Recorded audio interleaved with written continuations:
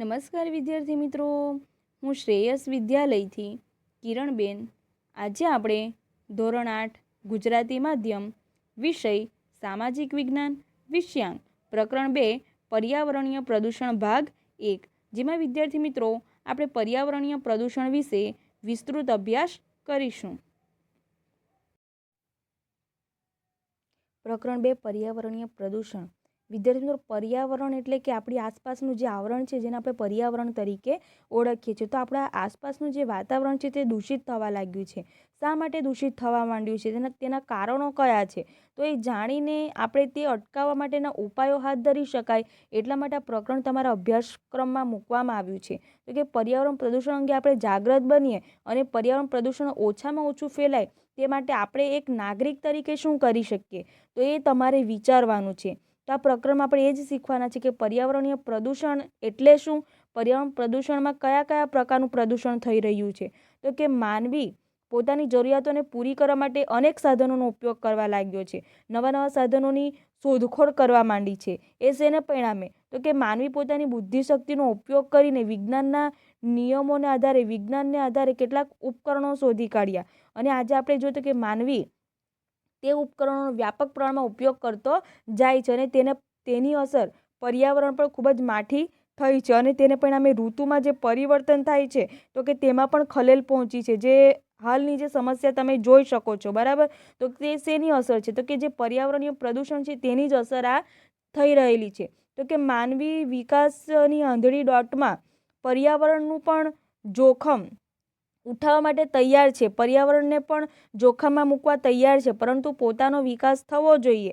તો કે આજે માનવી વિકાસ કરીને પોતાની સુખ સગવડ માટે પર્યાવરણને પ્રદૂષિત કરી રહ્યો છે. તો કે વિકાસ એ માનવીનો અધિકાર છે એમ સમજી બેઠો છે. વિકાસ કરવો એ જ માનવીનો અધિકાર છે. એટલે જ્યાં અને જેમાં વિકાસ હોય કે દેખાય તેને વિકસાવવાનો પૂરેપૂરો અધિકાર છે.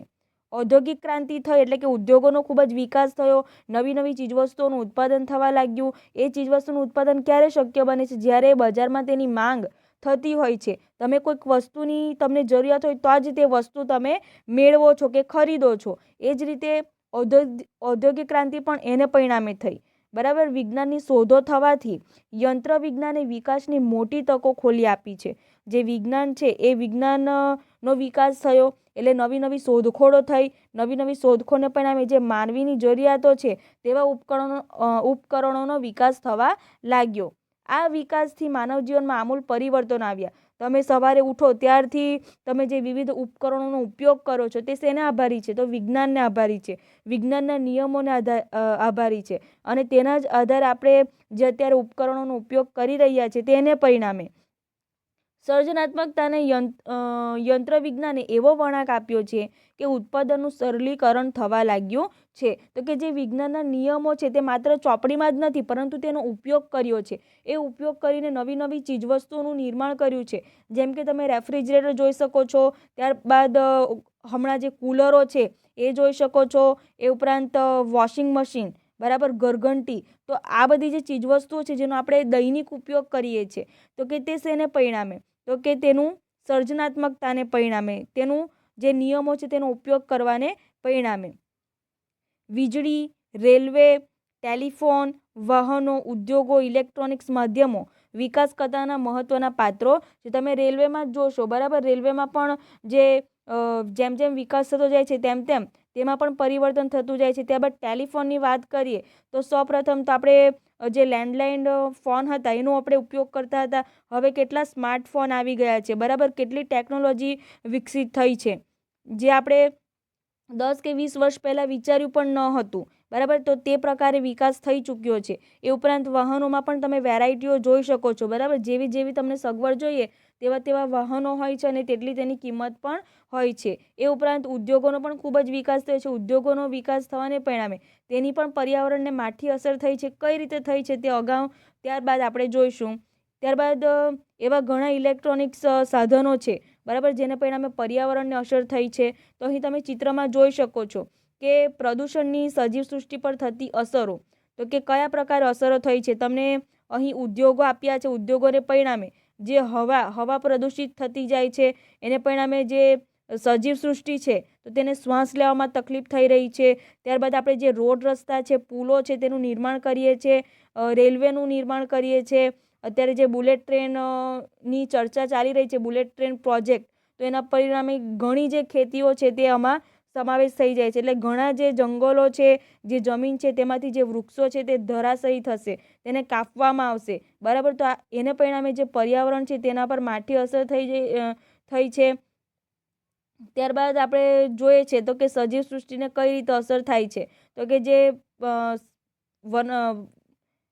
વન્યજીવો છે તે પોતાના રહેઠાણો ગુમાવી ચૂક્યા છે, બરાબર. કારણ કે જંગલોનો નાશ થતો જાય છે. આજે માનવી જંગલોને સાફ કરીને જંગલોમાં બાંધકામ કરતો જાય છે અને એને પરિણામે જે વન્યજીવો છે તે પોતાના નિવાસસ્થાનો ગુમાવી ચૂક્યા છે. અને એને પરિણામે ઘણા બધા પ્રાણી જાતિ એવી છે કે લુપ્ત થતી જાય છે.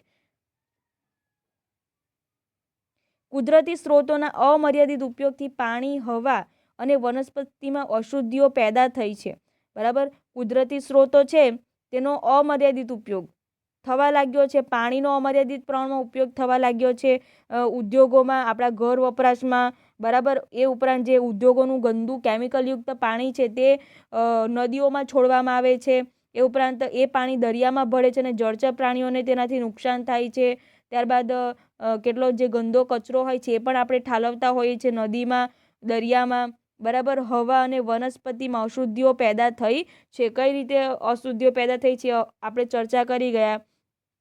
પ્રદૂષણ ફેલાયું છે તેની માત્રા એટલી છે કે વિકાસને સ્પર્શવાની સાથે પર્યાવરણને પ્રદૂષિત કરી મૂકે એમ છે. તો કે આજે જે વિકાસ થયો છે, વિકાસ ભલે થયો પરંતુ આપણે પર્યાવરણને ધ્યાનમાં નથી લીધું.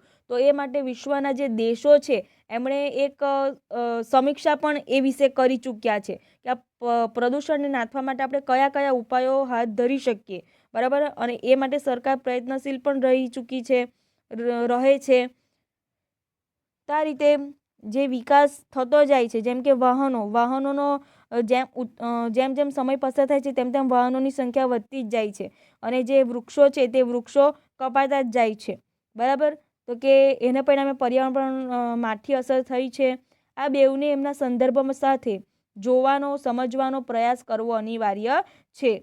એ માટે સરકારે પણ કડક પગલાં ભરવા જોઈએ, જેનાથી આ જે સમસ્યા છે તેના અંગે કંઈક ને કંઈક આપણે હલ કરી શકીએ. એ માટે જે નદીના શુદ્ધિકરણની પ્રક્રિયા પણ સરકાર દ્વારા કરવામાં આવી ચૂકી છે, જે તમે અવારનવાર પેપરમાં વાંચતા હશો, બરાબર. સાબરમતી, આપણા ગુજરાતમાં સાબરમતીની વાત કરીએ, ગંગા નદીની વાત કરીએ તો કે આ નદી એટલી બધી પ્રદૂષિત થઈ ચૂકી છે તો કે એના શુદ્ધિકરણની પ્રક્રિયા હાથ ધરવામાં આવી રહી છે. એ ઉપરાંત દિલ્હી જેવી જે સ્માર્ટ મેટ્રો સિટી કહેવાય છે, બરાબર. તો ત્યાં પણ પ્રદૂષણની માત્રા એટલી હદ સુધી વધી ગઈ છે કે આપણને ત્યાં શ્વાસ લેવામાં પણ તકલીફ થઈ રહી છે, બરાબર. આજે ભૂમિ, પાણી, હવા, ધ્વનિ અને અવકાશીય પ્રદૂષણો ખૂબ જ વધી ચૂક્યા છે. તો કે અવકાશમાં પણ માનવી જે જાય છે તો ત્યાં અવકાશમાં ગુરુત્વાકર્ષણ બળ ને પરિણામે કેટલીક જે ચીજવસ્તુઓ છે તે અવકાશમાં જ ફરતી રહે છે. એને પરિણામે અવકાશીય પ્રદૂષણ પણ વધવા લાગ્યું છે. ઉપરાંત જે આપણે એરોપ્લેન જેવી જે એને પરિણામે પણ અવકાશીય પ્રદૂષણમાં વધારો થાય છે. ઉપરાંત ભૂમિ, પાણી, ભૂમિનું પ્રદૂષણ એ આપણે ત્યાર પછી ચર્ચા કરીશું. તેની ઘણી વિપરીત અસરો માનવ જીવન અને પર્યાવરણ પર થવા લાગી છે. તો કે આ બધા પર્યાવરણ પર તેની અસર કયા પ્રકારે થઈ રહી છે તો તે આપણે ત્યાર પછી વિસ્તૃત ચર્ચા કરીશું.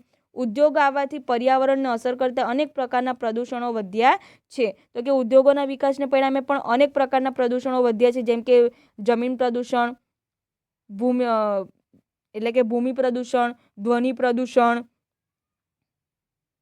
જેમાં હવા, પાણી અને ભૂમિનું પ્રદૂષણ મુખ્ય ગણાય છે. આ ત્રણેય આપણું જીવન ટકાવી રાખવા માટેના મુખ્ય તત્વો છે. આપણે શ્વાસ લીધા વિના રહી શકતા નથી, એટલે કે હવા આપણા માટે શુદ્ધ હોવી ખૂબ જ જરૂરી છે.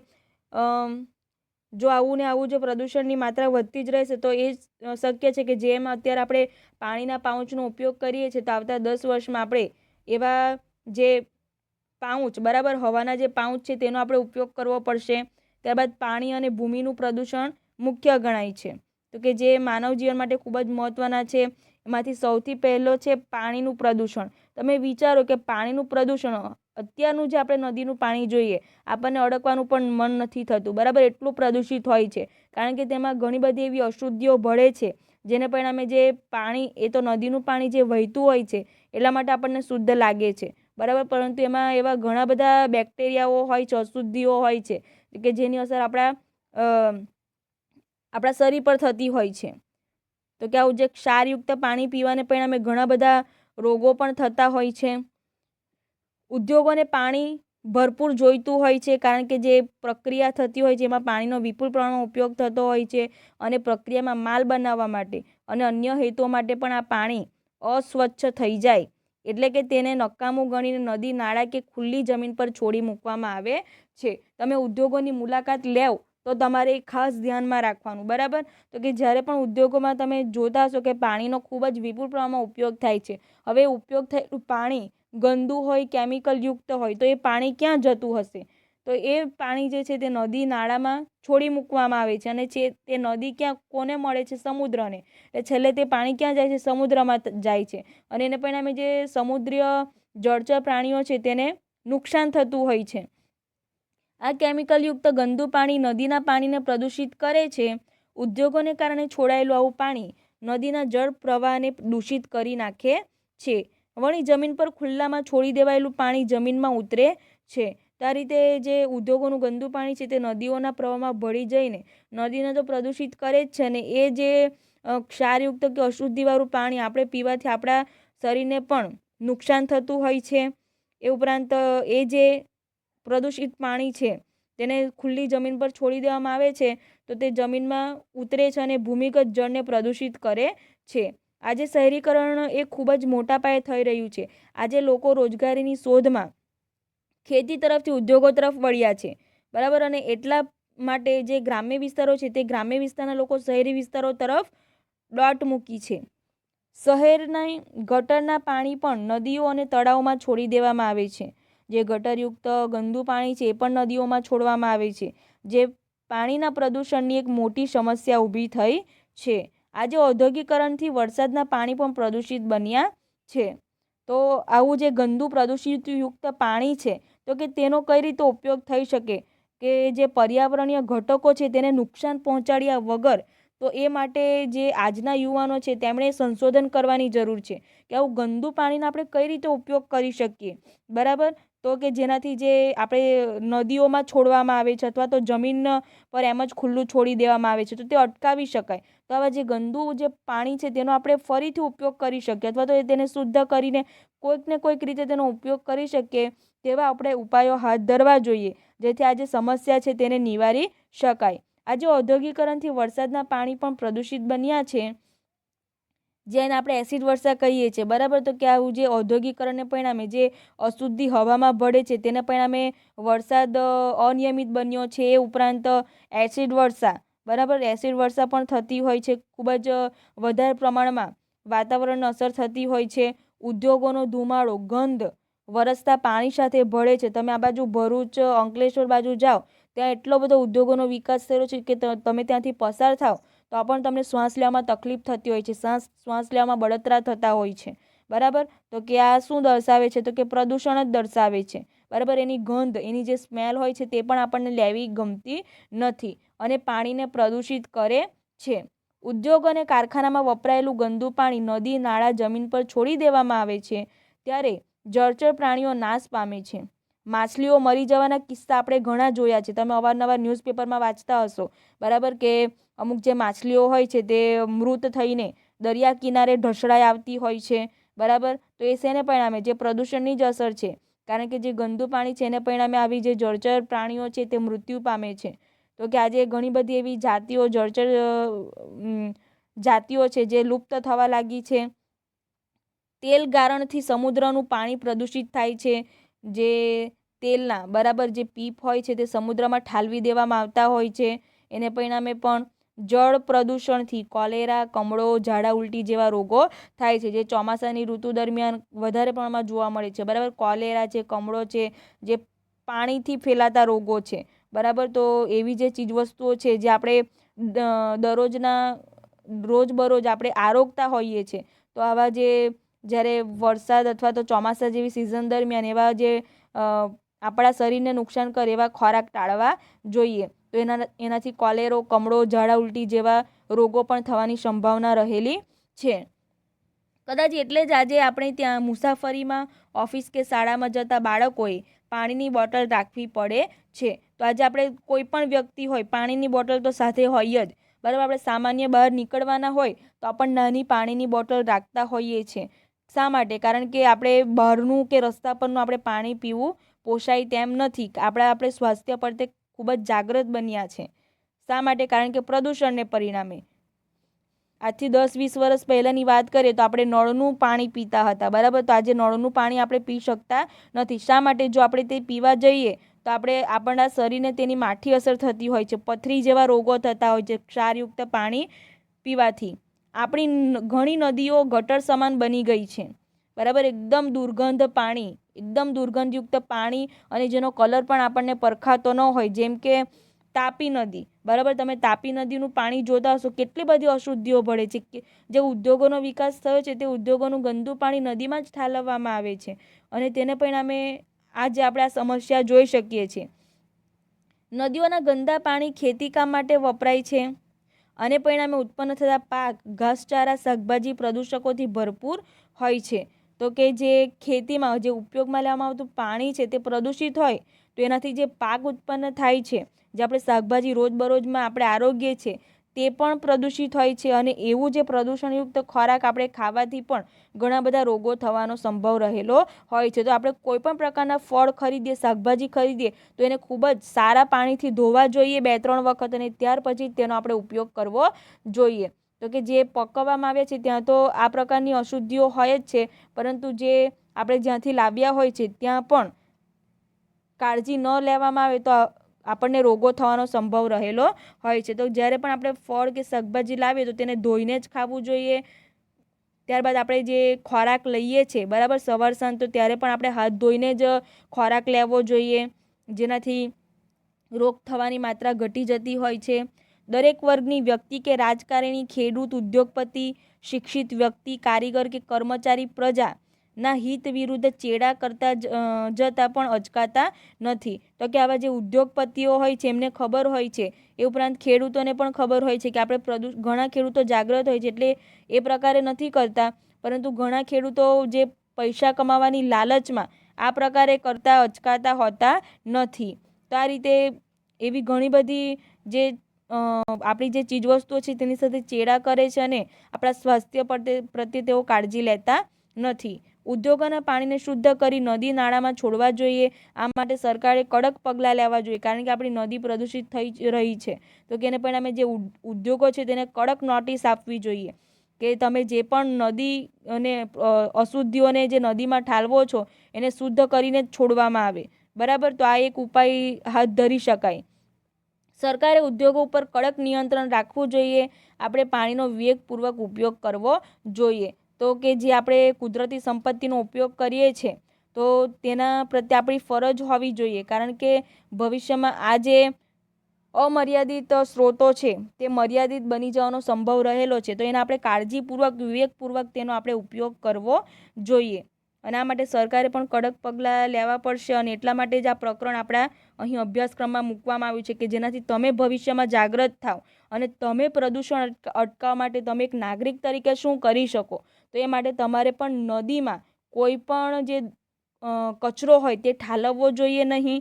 એ ઉપરાંત નદીને ક્યારેય પણ આપણે દૂષિત કરવી જોઈએ નહીં, કારણ કે આપણે નદીને માતા તરીકે પૂંજીએ છીએ, બરાબર. તો એટલા માટે આપણે આવું જે છે પ્રદૂષણ ફેલાવવું જોઈએ નહીં. પરંતુ તે અટકાવવા માટે આપણે શું કરી શકીએ એક નાગરિક તરીકે, તે તમારે વિચારવું રહ્યું. તો અહીં તમને આપ્યું છે એક પ્રવૃત્તિ કે શાળા અને ગામમાં પાણી કે જળ જાળવણી માટે શું શું કરી શકાય છે. જે ચોમાસાની ઋતુ દરમિયાન ઘણું બધું પાણી વહી જતું હોય છે, તો એ વહી જતું પાણીને અટકાવવા માટે આપણે શું કરી શકીએ.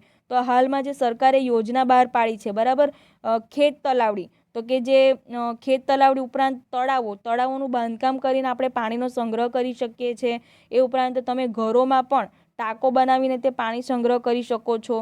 તો કે આ રીતે આપણે પાણીનો સંગ્રહ કરીને જે આપણી પાણીની જરૂરિયાત છે તેને પૂરી કરી શકીશું.